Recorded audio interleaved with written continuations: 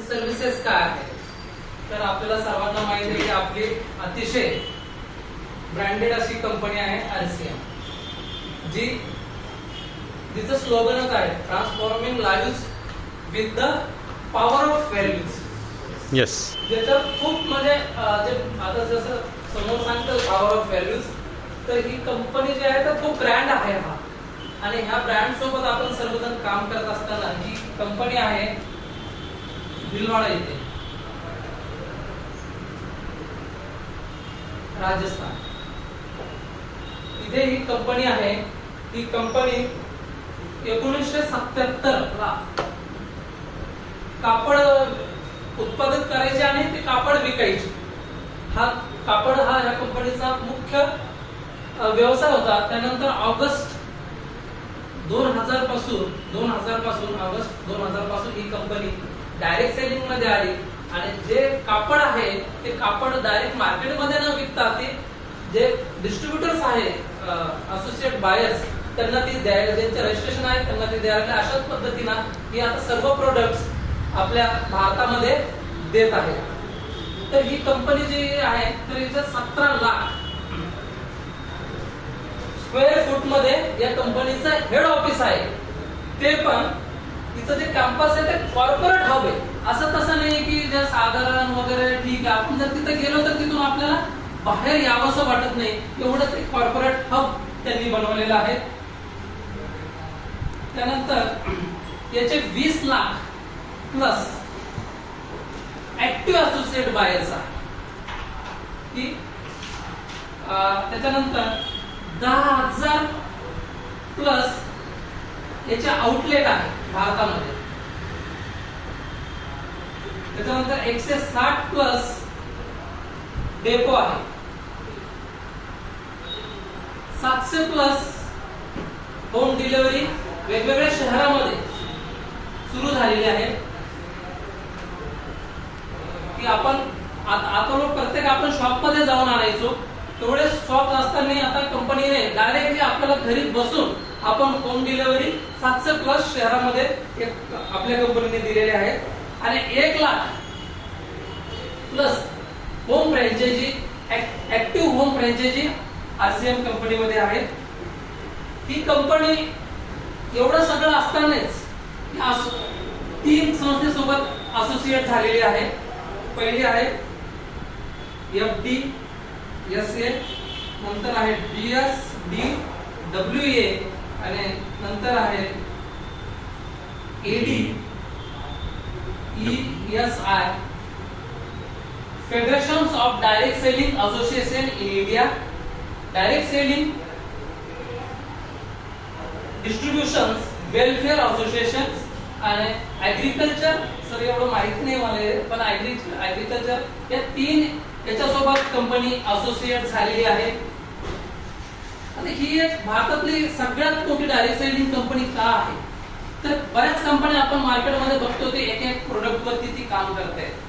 Nutricharge असेल किंवा काही कंपन्या फक्त ऍग्रीकल्चर वरती करतायत, पण ही जी आपली कंपनी आहे तर ही वेगवेगळ्या 12 कंपार्टमेंट जसं आपण म्हणूया त्याच्यावरती ती काम करते. पहिला आहे हेल्थ केअर, दुसरा आहे पर्सनल केअर, तिसरा आहे फूड्स अँड ग्रोसरी, चौथा आहे मेन्स फॅशन्स, नंतर आहे वुमेन्स फॅशन्स, नंतर आहे किड्स फॅशन्स, त्यानंतर आहे footwear, bags and accessories, household, paint and constructions, agriculture, even stationery सुद्धा ही कंपनी आपली कंपनी हे करते.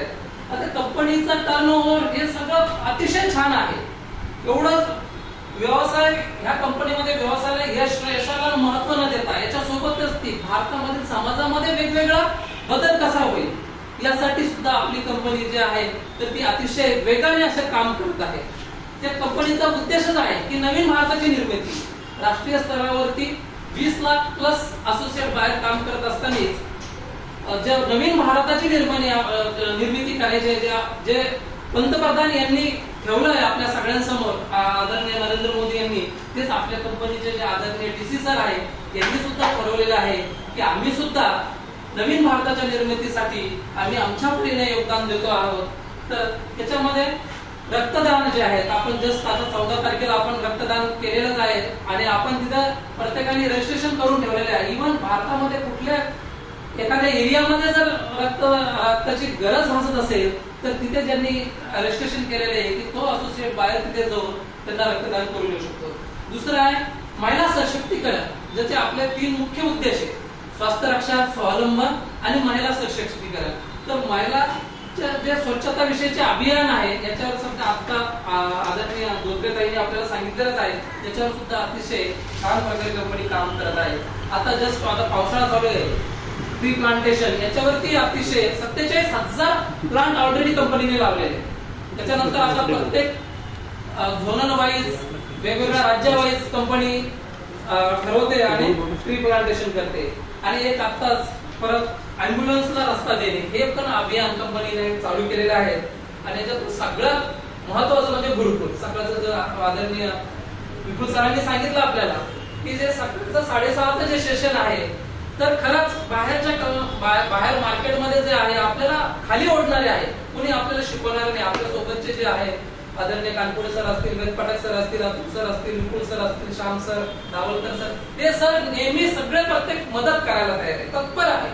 केव्हाही फोन करा, 24x7 ते एनी टाइम सजेशन्स काही असू द्या, पर्सनल असू द्या, बिझनेस से रिलेटेड असू द्या, अभियानाशी रिलेटेड असू द्या, ते करायला तयार आहे. आणि एवढा मोठा टर्नओव्हर असताना एवढे मोठे व्यक्ती जे आदरणीय टीसी सर आहे, जे त्याचे ओनर आहे, फाउंडर आहे, ते स्वतः आपल्याशी बोलतायत. असं कुठलाच तुम्ही बघा, मुकेश अंबानी कुठली रिच व्यक्ती घ्या, बिल गेट्स घ्या, आपल्याशी डायरेक्ट बोलू शकत नाही. ते आपल्याला 1 to 1 बोलतात. आपल्याला काही समस्या असेल तर त्या समस्याचं सुद्धा ते निराकरण करतात.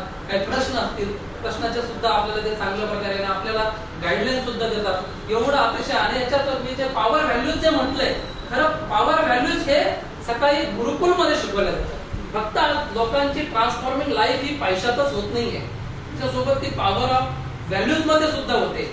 बाहेर माणसं वेगवेगळे याला जात आहेत, पण आरसीएम मध्ये ज्या अभियानामध्ये जे प्रत्येक व्यक्ती काम करतोय तर तो नैतिकतेमध्ये जगतोय, नैतिक मूल्य ते आत्मसात करतोय आणि तेच मूल्य आपण आपल्या भावी पिढीला सुद्धा देणार आहोत. आणि इथे संतुष्ट, स्वस्थ आणि सकारात्मक जीवनशैली कशी जगायची ती आदरणीय टीसी सर आपल्याला शिकवतात. यामुळे ही जर गुरुकुल आपण डेली अटेंड केलं तर आपल्यामध्ये नवीन दृष्टिकोनाचा सुद्धा विकसित होतो. आपल्याला जे आहे, आपल्याला जसं शिकवलेलं आहे त्याच आधारावर आपण आपलं जीवन समोर घेऊन जात असतो. पण ज्या वेळेस आपण एवढ्या मोठ्या व्यक्तीच्या सानिध्यात जातो, त्यांचं ऐकतो, तर आपला सुद्धा एक नवीन दृष्टिकोनची निर्मिती आपल्यामध्ये होते. व्यक्तीमध्ये मानसिक, आर्थिक आणि शारीरिक सशक्तपणा सुद्धा त्याच्यामध्ये आपल्याला गुरुकुल जर अटेंड केला आपण तर ते आपण त्याच्या आपल्यामध्ये विकसित होतो. आणि त्याच्यानंतर आहे